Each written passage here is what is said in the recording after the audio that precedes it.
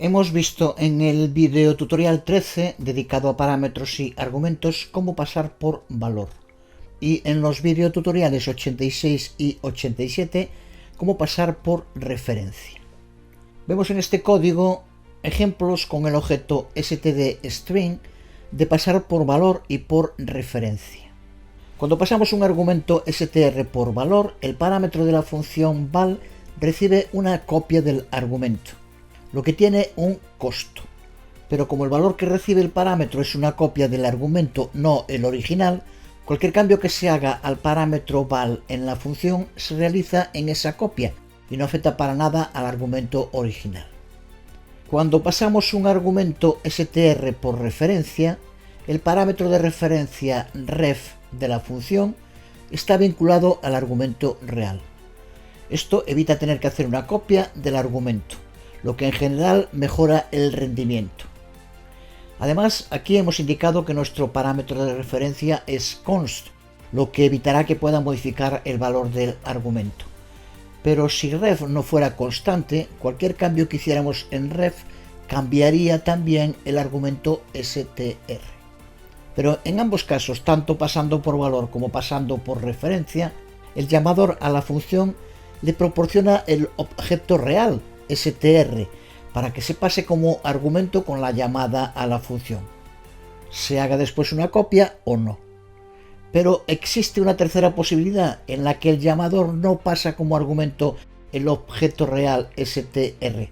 Es la llamada que se conoce como pasar por dirección.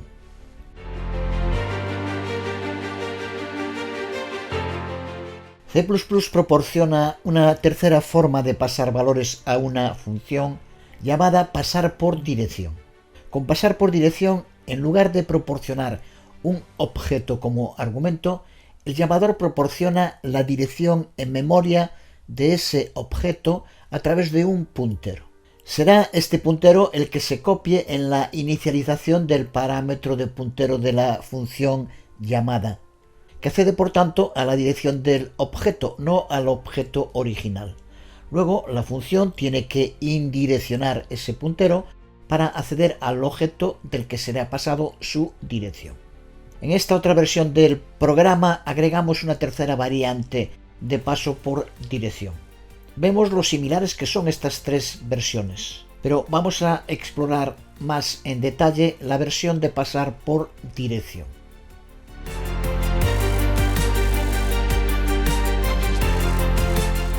Para que nuestra función use pasar por dirección, tenemos que hacer que el parámetro de la función sea un puntero al que llamamos ptr.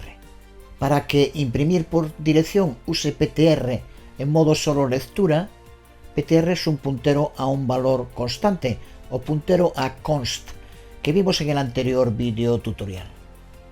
Dentro de la función imprimir por dirección usamos el operador de indirección al parámetro para acceder al valor del objeto al que apunta.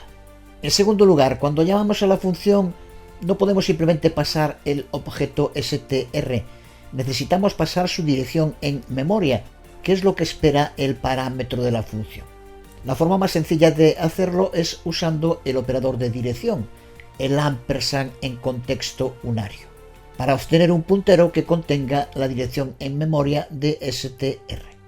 Cuando se ejecuta esta llamada, ampersand str creará un puntero con la dirección en memoria de str y se pasa a la función. Y el parámetro ptr se inicializará con esa dirección de memoria. Así que cuando en el cuerpo de la función indireccionemos ptr, obtendremos el valor almacenado en la variable str, que es lo que la función imprimirá en la consola.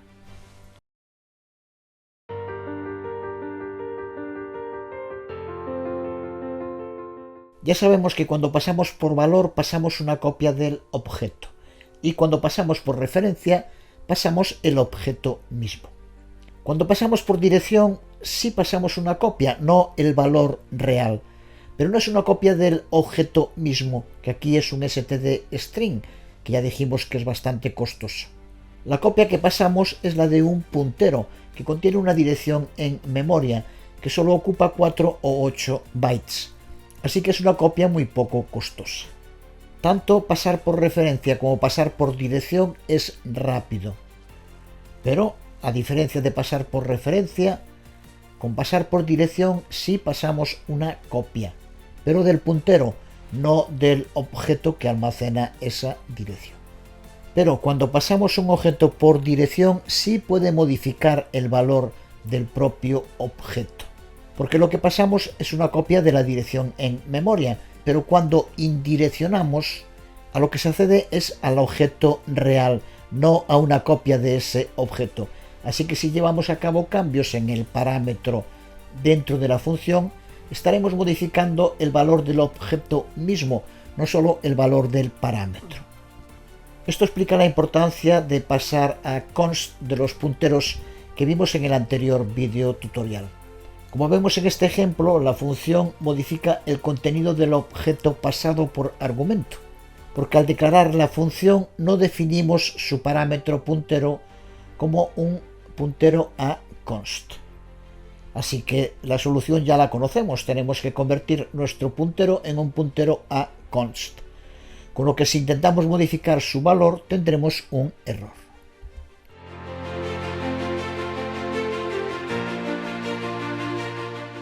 Ahora consideremos este programa de aspecto bastante inocente y que no lanza ningún error de compilación, pero cuando lo ejecutamos imprime el valor 3 y después falla.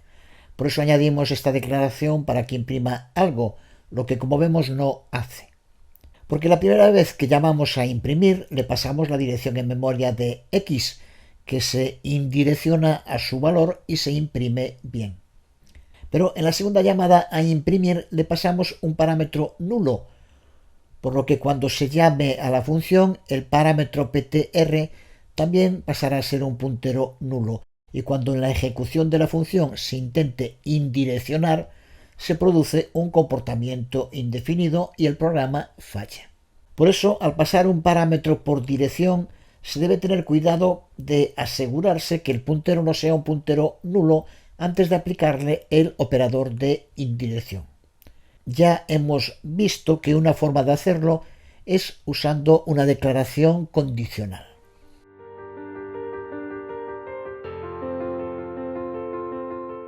En esta primera versión nos aseguramos que ptr no sea nulo antes de usar el operador de indirección.